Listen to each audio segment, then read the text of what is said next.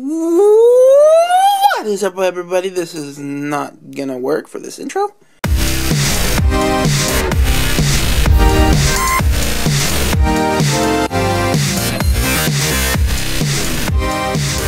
What is up, everyone? This is Kyle from the TF Review, and today, my friends, now that Super Megaforce, or Megaforce in general, is now finally over, we're going to go ahead and we're going to take a look at the Legendary Megazord figure, which came out last year, based on, of course, the Legendary Megazord, and kind of, things.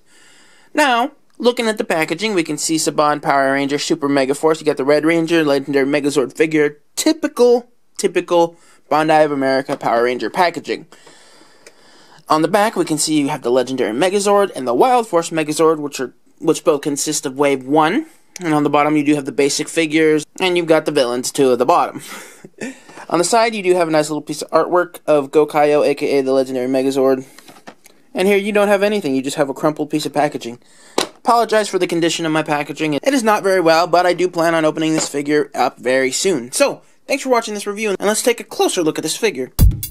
So, now that we've got the figure out of the packaging, we can definitely see that the designers of this toy had a bit of creative liberty and a bit of fun.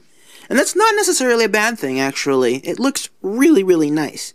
The core, like the upper torso and the legs, are primarily molded in black plastic versus the color of their respected Zords. Looking at some of the details a bit closer, we can see that the paint apps are actually very well done. It is missing a few, like where the Gokaiyo logos are. Those are just flat, really, which actually matches the Legendary Megazord Deluxe toy, so I think that is okay. Taking a look at the back, again, the detail flows all the way through this figure. It's got the key port. It also has molded pieces of the ship, which are really nice. They didn't have to add those, but they did, and I think that is actually a really cool detail. Now, he does come with his two swords. They can peg into the side. Oh, they can peg into the side of his leg. You can see the peg hole right there. Or if you want, you can plug them right into his hands. And he looks awesome like that. This figure's probably one of the most photogenic action figures I have, because the paint detail is like really a premium job. It's obviously not a Chogokin figure, but at the same time, it kind of holds up on its own in that it's very cleverly styled and designed, and there's really not a lot of detail missing. It just seems like a really premium figure. And if you want, you can do a lot of poses. It is more posable than the Retro Fire Zord, since this was released this year and designed this year. So you can really get this thing to do a lot of really cool things. Looking further into the posability, actually, let's get rid of these swords for now. His arms can move forward and back, in and out, and bend at the elbow. His wrists kind of have a bizarre angled pivot. Like, let's see, it's stuck in this position the way the Racer Zord is designed, but I've never seen anything like that. And it's like that also on this side, but so it's symmetrical.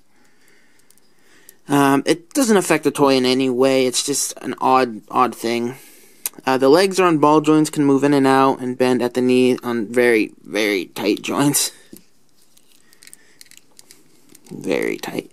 And he does have some feet articulation. They can move forward like that, but that doesn't really do anything to help the posability. The only thing that would have made me actually happier with this figure is if it had an ankle tilt, because it kind of looks like it would, but it just doesn't.